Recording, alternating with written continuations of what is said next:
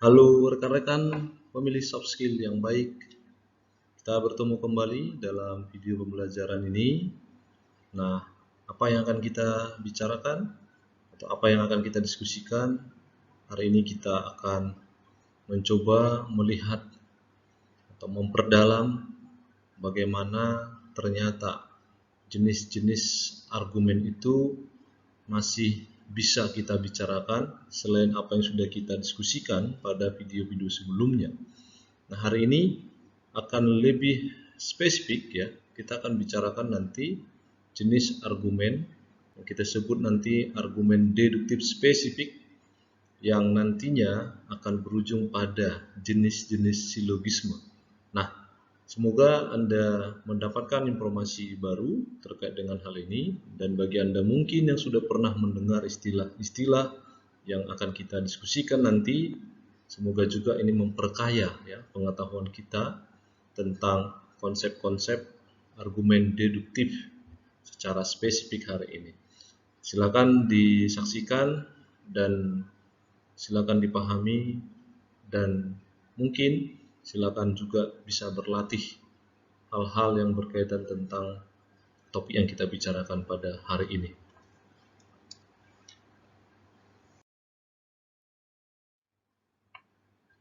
Nah, saya akan memulai diskusi kita ini yaitu berdasarkan gambar ini.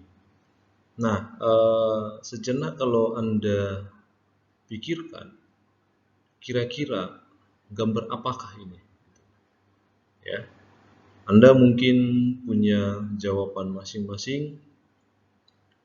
Sepintas Anda mungkin bisa melihatnya bahwa gambar ini adalah seorang kakek tua misalnya, atau mungkin Anda bisa mengamatinya, melihatnya, oh ini sebuah terowongan atau jembatan begitu ya, jembatan yang di bawahnya ada aliran sungai. Atau ini juga bisa dikatakan di sana ada orang yang tertidur, ada orang yang naik kuda, ya, ada ranting yang kering. Nah, apapun yang Anda lihat, apapun yang Anda perhatikan di dalam gambar ini, sesungguhnya kita itu sedang membuat semacam kerangka berpikir kita, ya. Kita itu sedang membuat penalaran kita bahwa kita memandang sesuatu itu melalui perspektif kita masing-masing. Nah, apa hubungannya dengan topik kita atau diskusi kita hari ini? Tentu jelas ya, yang berhubungan dengan argumen deduktif. Karena pada dasarnya nanti argumen ini akan mencoba melihat sesuatu ya, dari hal-hal yang bersifat nantinya umum ya, ke hal-hal yang bersifat khusus. Nah, ini yang akan coba nanti kita cross-check kebenarannya, sehingga nanti di dalam silogisme ini akan diperjelas bagaimana sebenarnya persoalan dari argumen deduktif ini, khususnya dalam silogisme. Nah, silakan Anda tafsirkan gambar apa ini melalui cara pandang Anda. Nanti kita akan melihat seperti apa sebenarnya arah atau cara berpikir kita melihat sesuatu ini.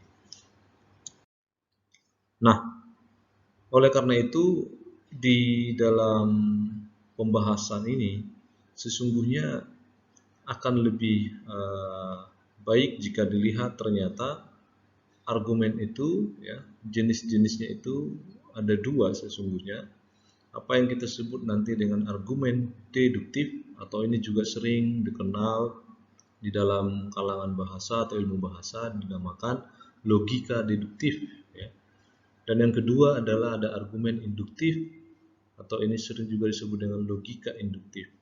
Nah, pada video pembelajaran hari ini atau topik kita hari ini, saya akan lebih berfokus sebenarnya jenis argumen yang coba kita spesifikkan, yaitu adalah tentang deduktif ya.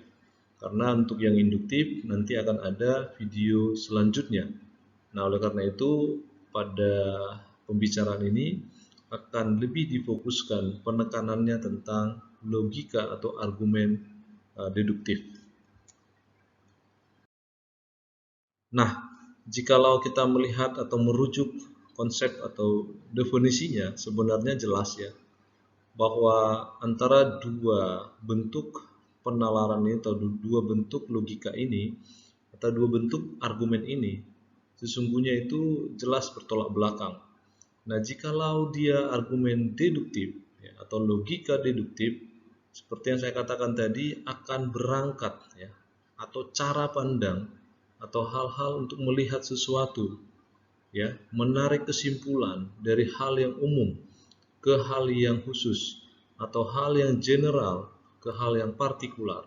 Sehingga nanti tentu di sini sebuah kesimpulannya itu nanti akan mengarah pada hal-hal yang spesifik karena dia berangkatnya atau cara berpikirnya dari hal yang bersifat umum ke hal yang khusus. Nah, jika kita kembali pada gambar tadi, sesungguhnya Anda kalau melihat gambar itu secara keseluruhan itu apa, kan gitu. Lalu kita simpulkan itu tentang apa. Nah, kalau Anda bisa melihat detail-detailnya, sesungguhnya berarti Anda itu adalah cara berpikirnya adalah orang yang menggunakan argumen induktif, ya. Nah, itu secara umum cara berpikirnya. Nah, lagi-lagi saya katakan argumen induktif nanti akan kita bahas, misalnya akan berkaitan tentang analogi, berkaitan tentang generalisasi induktif, juga berkaitan dengan kausalitas ya. Nanti akan ada penjelasannya. Namun yang nanti kita fokuskan ya, kita akan bicara hari ini tentang silogisme karena nanti silogisme itu adalah bagian penting dari logika deduktif ya, sehingga kita bisa melihat nanti sebenarnya bagaimana ciri-ciri silogisme dan jenis-jenisnya khususnya. Terlebih nanti kita akan bicara juga hukum-hukum silogisme yang nanti menjelaskan kira-kira karakteristik silogisme itu yang umum itu digunakan seperti apa. Nah, ini akan coba kita lihat pada slide berikutnya. Nah, sehingga dalam hal ini silogisme itu tentu kita akan tanyakan itu apa sebenarnya. Nah, kalau mau kita buat semacam pengertian atau definisi, nah silogisme itu sebenarnya bentuk penarikan kesimpulan dari dua pernyataan yang memang nanti pernyataan itu tentu saling berhubungan. Nah, mengapa dikatakan berhubungan? Karena memang cara penarikan kesimpulannya itu adalah dari hal-hal yang bersifat umum ke hal yang khusus, dan tentu sebelum pada kesimpulan hal-hal yang khusus itu tentu akan berhubungan dengan hal yang bersifat umum. Nah, artinya ini semacam bagian tertentu ya. Jadi bagian besar juga merupakan nanti di dalamnya ada bagian kecil. Nah, ketercakupan. Jadi kalau kita pakai istilahnya ketercakupan antara A misalnya, ternyata ketercakupan dengan B misalnya, ya. Atau B itu ketercakupan dengan A misalnya. Nah, ini yang menyebabkan nanti silogisme itu semacam penarikan kesimpulan yang melihat nanti cara pengambilannya itu tentu dari hal-hal yang bersifat umum ke hal-hal yang bersifat khusus, kira-kira begitu. Nah, jikalau kita lihat nanti arah gerakannya atau misalnya arah berpikirnya atau arah penentuan pengambilan kesimpulan, maka nanti di dalam deduktif ini selalu nanti akan berangkat ya, titik tolaknya itu adalah dari hal atau premis. Jadi kita sebut nanti premis, ada premis hal-hal yang general ya.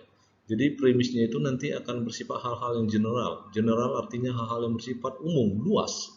Sehingga nanti kalau cara pandang kita melihat sesuatu hal itu dari perspektif yang besar, dari hal yang mungkin luas, maka kita akan menuju kepada hal-hal yang semakin spesifik, semakin khusus. Nah, inilah cara berpikirnya sehingga arah gerakannya ya dari hal yang besar sampai hal yang kecil. Kalau mau kita sempitkan bahasanya seperti itu atau hal-hal yang partikular. Nah, jadi kesimpulannya itu nanti akan masuk pada hal-hal yang lebih spesifik sehingga kita sebut tadi adalah ini bentuk deduktif khususnya bagian dari silogisme itu sendiri. Nah, oleh karena itu, kalau mau kita lihat sebenarnya di dalam sebuah silogisme itu, karena memang nanti setiap premis-premis di sana itu harus saling saling mendukung dan sangat memungkinkan bahwa sebuah keniscayaan di dalam kesimpulan itu pasti mutlak benar adanya, kecuali yang jadi persoalan adalah kecuali ketika ada premis-premis yang keliru. Nah, tentu kesimpulan pasti keliru. Namun di dalam cara berpikir sederhananya, kalau mau kita pakai ini ya, berarti di dalam penggunaannya sesungguhnya sebuah kesimpulan itu dikatakan niscaya mutlak benar itu karena memang premis-premisnya sudah benar begitu. Jadi tidak bisa lagi diubah kecuali memang ada premis yang keliru, tapi bisa nggak kesimpulan jadi benar? Itu memungkinkan. Nanti kita akan lihat dari hukum-hukumnya. Nah, oleh karena itu nanti keniscayaan yang dimaksud itu ya adalah independen dengan arti kata itu memang dia bebas dengan otonominya benar, tidak ada pengaruh-pengaruh dari yang lain, tidak terikat dengan hal yang lain, sehingga nanti di dalam silogisme itu sendiri adalah sebuah kesimpulan benar kalau memang premis-premisnya sudah benar. Nah ini, jadi ini yang menjadi keunikan di dalam sebuah penalaran deduktif ya. Makanya yang menjadi perhatian besar adalah dalam pemikiran deduktif, tolong diperhatikan apakah hal-hal yang luas tadi, kebenaran-kebenaran atau premis-premis yang dibangun sudah menunjukkan nanti kebenaran itu pada hal yang khusus. Ya, misalnya kita lihat di tentang dunia misalnya, kita perhatikan dunia sekarang masa pandemi, kita coba perhatikan apakah seluruh dunia misalnya mengalami pandemi sehingga nanti masuk pada negara-negara yang kecil yang termasuk bagian negara di dunia misalnya begitu. Jadi cara memandangnya begitu, cara melihatnya adalah dari hal-hal yang perspektif yang luas pada menuju hal-hal yang spesifik dengan catatan premis-premis atau hal-hal yang dibangun tentang hal yang sifatnya luas tadi tentu harus benar dulu, baru kesimpulan nanti mutlak benar sehingga disebut keniscayaan. Nah, kira-kira seperti itu dalam konsepnya. Nah, ini contoh sederhana saja.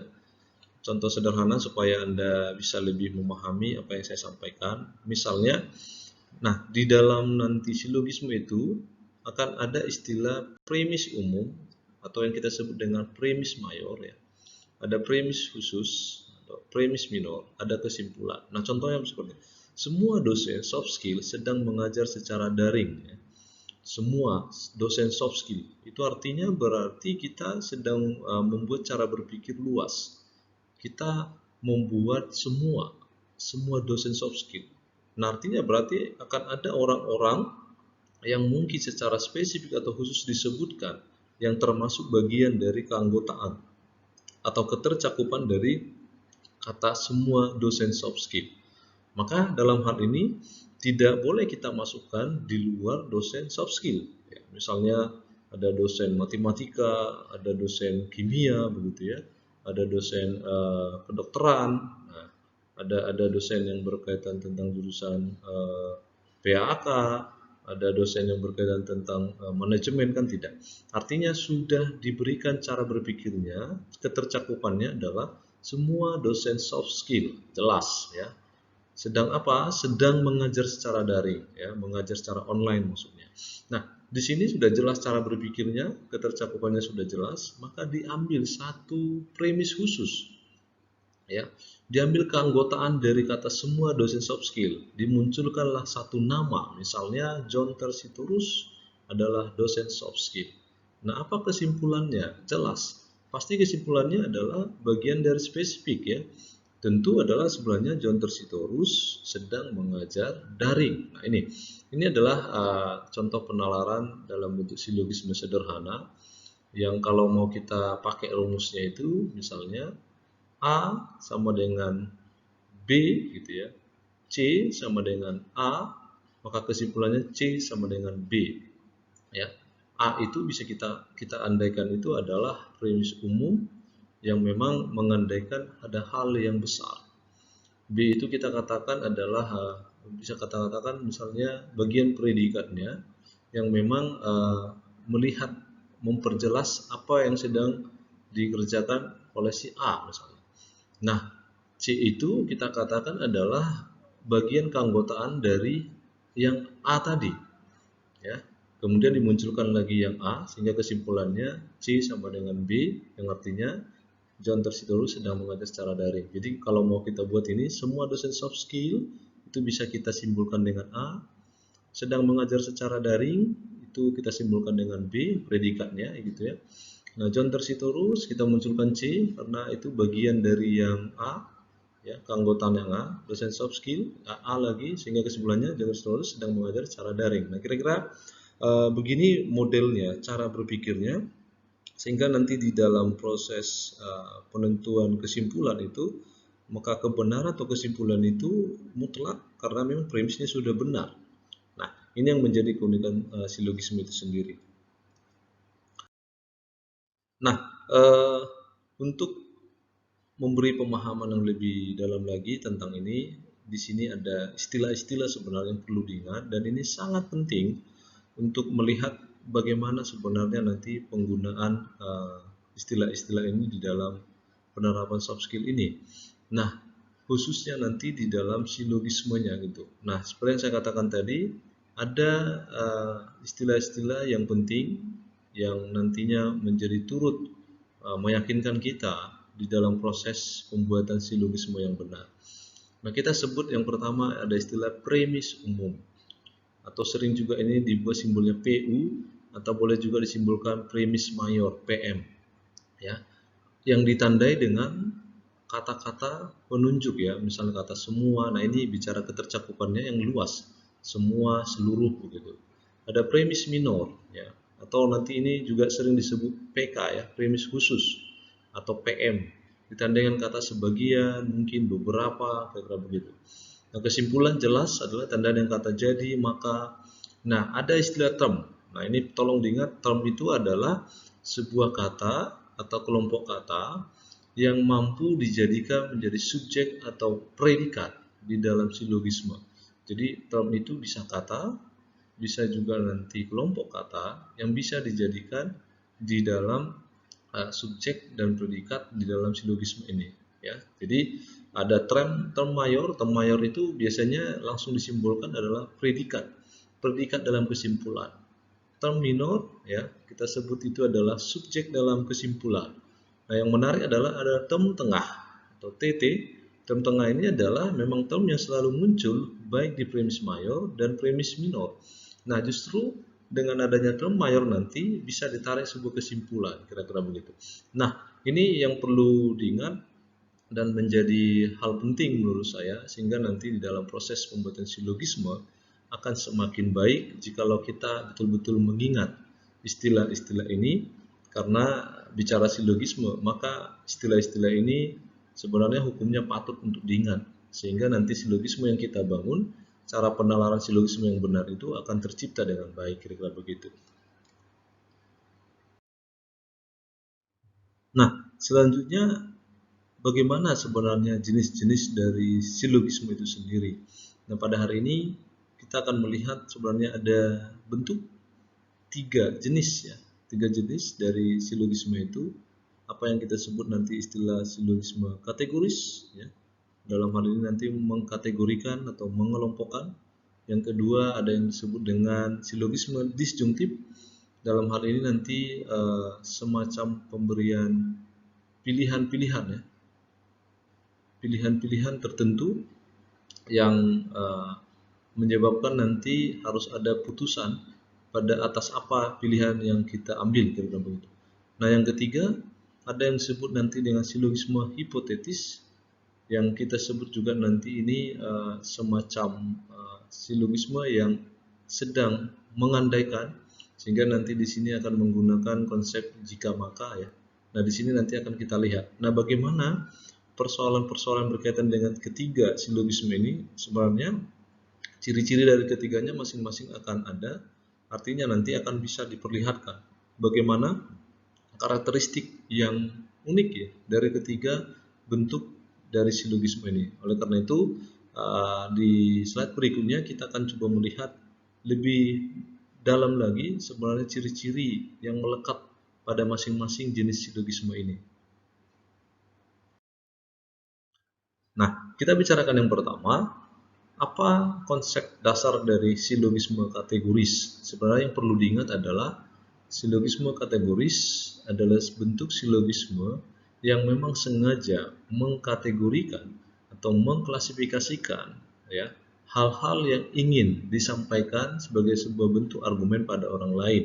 Jadi sangat mudah menangkapnya kalau nanti dibuatnya adalah bentuk pengkategorian. Nah, biasanya kalau kita melakukan klasifikasi itu kan mempermudah kita melihat, oh ternyata keanggotaan ini masuk pada bagian ini. Misalnya dari sisi karakternya, kalau misalnya bicara manusia ya, misalnya klasifikasinya berdasarkan gendernya, misalnya kalau misalnya klasifikasinya berdasarkan psikologi, katakanlah dari temperamennya, oh ternyata dia masuk kategori temperamen melankolis misalnya, dia kolerik misalnya. Nah itu adalah bagian-bagian pengklasifikasian yang kita sebut dengan proses analogi yang dikuatkan nanti dengan model-model seperti ini. Namun sesungguhnya kita itu sedang membuat semacam bentuk penarikan simpulan yang berkaitan tentang silogisme-silogisme yang sedang mengklasifikasikan antara bagian yang satu dengan bagian yang lain atau anggota-anggota yang satu ke anggota-anggota yang lain. Nah, ini tentu jelas terdiri atas dua premis dan satu kesimpulan ya, seperti yang tadi kita bicarakan. Yang kedua itu terdiri atas tiga proposisi ya. Proposisi kalau Anda masih ingat waktu kita bicara pada video sebelumnya yang disebut dengan claim atau proposisi, seluruhnya tiga term ya, tiga term, masing-masing tampil dua kali dalam dua proposisi yang berbeda ya. Kemudian menarik kesimpulan dari dua premis yang berupa proposisi sederhana berisi term-term kategoris. Nah ini ada term-term atau kategori-kategori yang menunjukkan kelompok atau ini kita katakan sebuah komuni ya, komuni atau keanggotaan dan kelompok-kelompok dari tertentu. Nah, contohnya coba Anda perhatikan di dalam slide ini, di situ sudah dikatakan misalnya kita sebut premis umum atau premis mayor ya. Semua pahlawan adalah orang yang berjasa. Nah, di premis umum sudah diberi kategorial, sudah dikelompokkan. Semua pahlawan adalah orang yang berjasa. Nah, saya kira dari sini sebenarnya sangat luas ya. Kalau dikatakan semua pahlawan adalah orang berjasa sangat luas. Tentu akan muncul pertanyaan kita. Sebenarnya kalau mempermudah ini menjadi kategori yang paling baik, mungkin kita sebutkan jenis pahlawan apa gitu, sehingga nanti kategorinya akan lebih menarik ya. Semua pahlawan adalah orang berjasa. Nah, premis khususnya dimunculkan seorang nama ya, Dewi Sartika adalah seorang pahlawan. Nah, bagi Anda yang belum mengenal Dewi Sartika, ini pahlawan ya, salah satu pahlawan yang ada dari Jawa Barat saya kira. Nah, Dewi Sartika. Nah, Dewi Sartika adalah seorang pahlawan. Saya kira bisa masuk pengkategorian itu karena digunakan semua pahlawan. Jadi, Dewi Sartika adalah orang yang berjasa. Ya benar kesimpulannya. Namun yang menjadi unik, seandainya misalnya pengkategoriannya ditambahkan semua pahlawan pendidikan misalnya ya. Semua pahlawan pendidikan adalah orang berjasa, misal. Nah, pengkategorian itu tentu jadi berbeda karena sudah semakin jelas pengkategoriannya daripada semua pahlawan. Sehingga kalau kita pakai premis khusus Dewi Sartika adalah seorang pahlawan pendidikan, tentu kita akan bertanya-tanya, loh, apa iya Dewi Sartika juga termasuk pahlawan pendidikan? Nah, ini akan kita cross check kebenaran premis ini. Sehingga kesimpulannya belum tentu Dewi Sartika adalah orang yang berjasa kan gitu. Nah, disinilah yang saya katakan tadi dalam pengkategorian sangat penting untuk melihat mana sebenarnya keanggotaan-keanggotaan yang bisa dilihat dari ketercakupan itu, sehingga waktu kita mengambil kesimpulan, premis khususnya itu betul-betul merupakan keanggotaan atau bagian khusus dari premis mayor atau premis umum yang sudah disampaikan di awal tadi. Nah, ini adalah model atau contoh yang pertama tentang silogisme kategoris.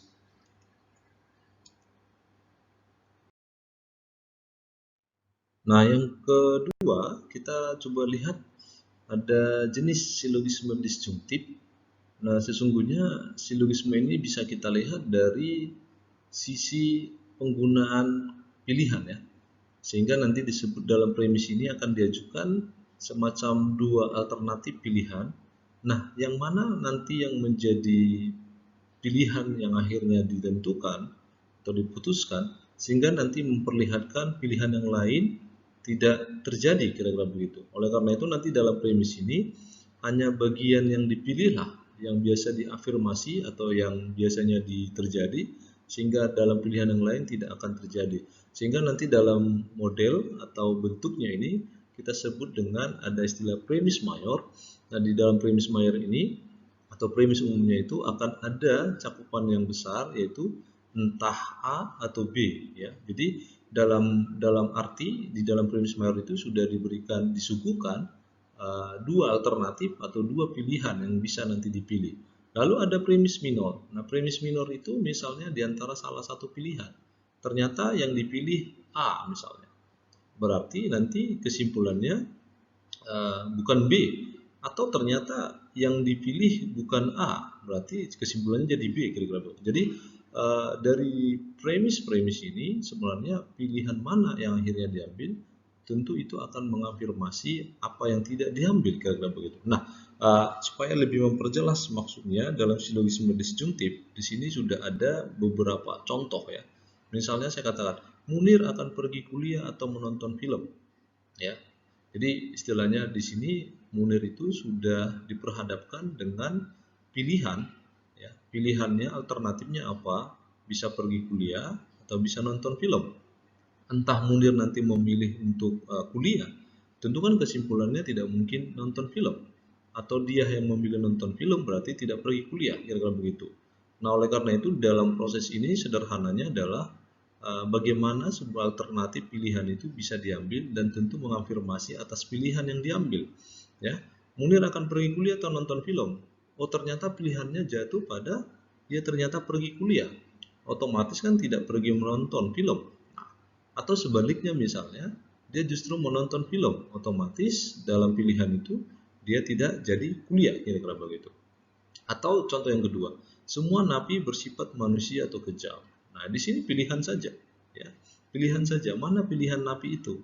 Mau bersifat manusiawi atau mau bersifat kejam? Itu pilihan saja alternatifnya. Ternyata yang dipilihnya ya selalu manusiawi, berarti otomatis ya memberikan afirmasi berarti dia tidak kejam, kira-kira begitu. Nah, atau justru dia mengambil cara atau bersifat yang justru kejam, ya, justru yang kejam, ya, misalnya ya. Dia memilih dia kejam, berarti dia tidak manusiawi, kira-kira begitu. Nah, namun di sini perlu kita pahami penegasian sesuatu itu bisa kita lihat nanti semacam penegasian yang benar, ya. Tetapi dalam pilihan itu biasanya sebuah pilihan akan memberikan semacam apa ya, semacam putusan pada pilihan saya memilih A atau B, ya. Tentu kalau saya milih A berarti tidak saya pilih B atau bukan saya pilih B, kira-kira begitu. Nah, di sini pilihan itu harus jelas, ya. Harus jelas, namanya memilih. Memilih itu harus ada putusan mana yang kita pilih. Tentu dalam memilih yang menjadi keliru dua-duanya dipilih itu bukan pilihan. Kalau sudah diberi batas pemilihan, Anda disuguhkan pada dua pilihan, ya. Misalnya kuliah atau nonton, ya dipilih. Mau kuliah berarti tidak nonton, atau saya nonton ya udah berarti tidak kuliah, kira-kira begitu. Jadi model-model semacam ini yang kita sebut disjungtif. Atau contoh yang ketiga, tahun depan aku akan studi entah di Hong Kong atau di Australia. Nah, terserah pilihan kita kemana, pengennya studinya di Hong Kong atau pengennya studinya di Australia. Tentu kan tidak mungkin sekaligus dua-dua tempat itu kita ambil, ya. Bisa saja mungkin dengan konsep belajar PJJ jarak jauh, ya. Tapi konsepnya kan yang kita maksud dalam disjungtif itu, kalau diberi sebuah suguhan pilihan, maka kita harus memilih dari alternatif yang sudah tersedia. Ternyata agaknya tidak di Hong Kong karena aku tidak tahu bahasanya. Ya sudah, berarti perginya di Australia. Nah, saya kira silogisme disjungtif ini kalau kita perhatikan nanti dalam penerapan soft skill, ya, kita juga kadang-kadang kan diminta memilih, ya. Memilih, kita juga harus menetapkan pilihan-pilihan kita.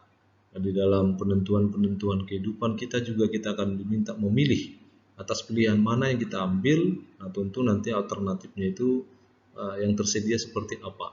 Nah, intinya disjungtif itu adalah persoalan pilihan, ya. Bagaimana kita memilih antara alternatif-alternatif atau premis-premis yang sudah disediakan, sehingga Anda tinggal mengambil pilihan mana yang akhirnya kita diputuskan, sehingga yang lain tidak diambil, kira-kira begitu.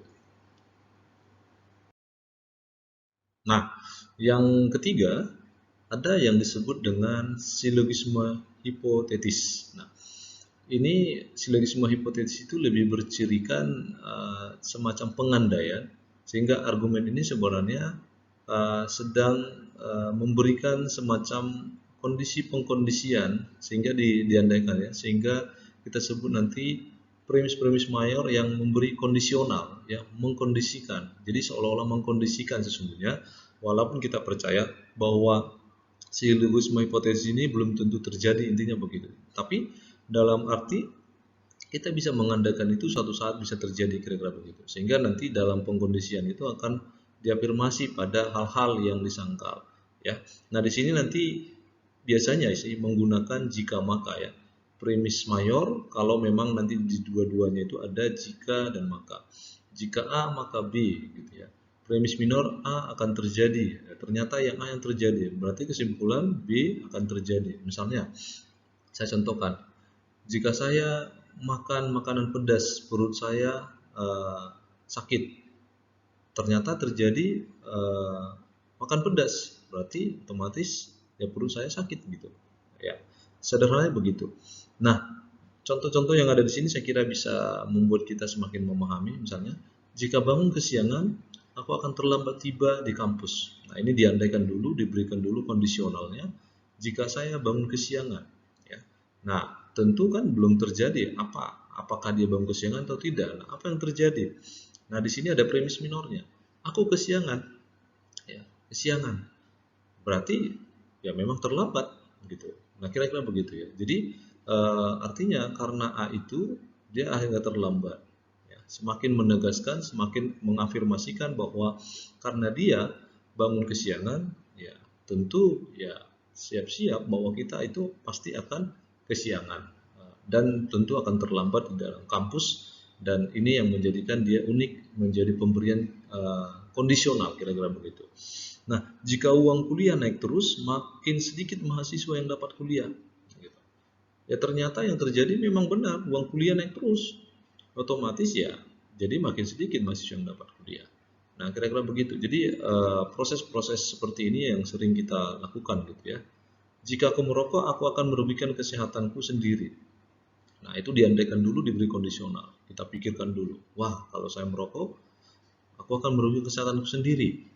Nah, ternyata yang terjadi apa? Dia pilih merokok. Ya sudah, kita harus bersiap bahwa memang akan merokok itu akan merugikan kesehatan kita sendiri. Kira-kira begitu. Jadi prosesnya kira-kira modern. Jika seorang mengidap kanker, maka ia sakit parah. Ya, Mario mengidap kanker, ya otomatis berarti Mario termasuk bagian dari sakit parah. Nah, ini model silogisme hipotetis yang perlu diingat adalah bahwa kita sering menggunakan model ini juga ketika dalam konteks pengandaian. Ya, manusia itu kan biasanya sangat suka mengandaikan sesuatu ya. Misalnya ya tidak salah ya, kita semacam memiliki cita-cita atau ide-ide dalam imajinasi kita ya. Misalnya saya katakan, jika saya tinggal di bulan, maka saya akan bahagia ya. Ternyata dia tinggal di bulan. Nah, pertanyaannya apakah dia pasti bahagia? Sebenarnya belum tentu ya. Tetapi dalam konsep deduktif ini sudah bisa dikatakan kebenaran karena memang cara berpikirnya dari bersifat hal yang umum ke khusus. Namun pada faktanya karena ini adalah sebuah pengandaian, nah tentu perlu di-cross-check kebenarannya nanti. Oleh karena itu nanti di dalam silogisme itu akan selalu ada evaluasi ya. Selalu ada evaluasi atau mengecek apakah sebenarnya nanti model penarikan kesimpulan deduktif itu sudah benar, khususnya penyusunan silogismenya sudah benar. Kira-kira begitu. Nah, ini satu lagi sebenarnya sebagai tambahan saja ya. Buat Anda yang mungkin ingin memperdalam model silogisme itu, sebenarnya ada yang disebut dengan konsep entimen. Nah, apa itu entimen? Entimen ini sebenarnya adalah, boleh kita katakan, bagian singkatan atau bagian kependekan dari silogisme yang luas. Jadi di dalam entimen itu biasanya itu nanti memang silogismenya dipendekkan karena secara umum mungkin premis mayornya itu sudah diketahui orang banyak, kira-kira begitu. Jadi di dalam konsep penggunanya sengaja dipendekkan saja bentuknya. Dengan demikian nanti yang muncul di sana apa? Premis minor dan kesimpulan saja. Jadi premis mayornya itu karena mungkin sudah dianggap, sudah diketahui banyak orang, sehingga tidak perlu dimunculkan, sudah singkat saja begitu. Nah, saya kira entimen ini sangat sering kita gunakan ya dalam kehidupan kita di zaman sekarang. Ya, misalnya begini, Ali adalah orang cerdas karena ia adalah seorang sarjana. Nah, sebenarnya kalau mau kita restrukturisasi ya, artinya kita ulang kembali, kita bangun kembali susunan ini. Sesungguhnya ini adalah bentuk silogisme biasa yang kita sebut, misalnya bentuk awalnya semua sarjana adalah orang cerdas. Ali adalah seorang sarjana. Nah, kesimpulannya ya, jadi Ali adalah orang cerdas. Jadi bentuk antimemnya itu sengaja dipendekkan saja, tidak memunculkan istilah premis umumnya. Premis umumnya apa? Semua sarjana orang cerdas. Ya, mungkin orang umum sudah mengetahui, sudah paham betul bahwa sarjana dikategorikan sebagai orang cerdas. Faktanya ya sekarang mungkin harus kita cross check lagi. Namun di dalam konsep berpikirnya, karena premis umumnya sudah diketahui, maka dibuat saja antimemnya, kependekan dari bentuk itu.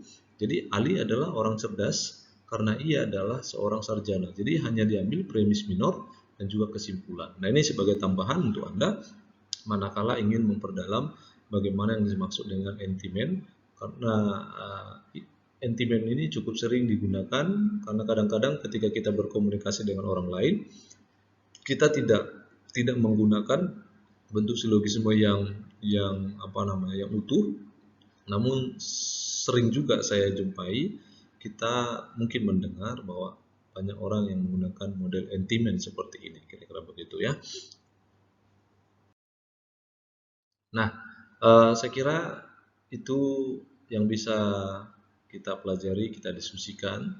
Semoga apa yang sudah kita bicarakan pada hari ini akan membantu pemahaman Anda, khususnya jenis-jenis deduktif spesifik atau silogisme tadi yang sudah kita bicarakan.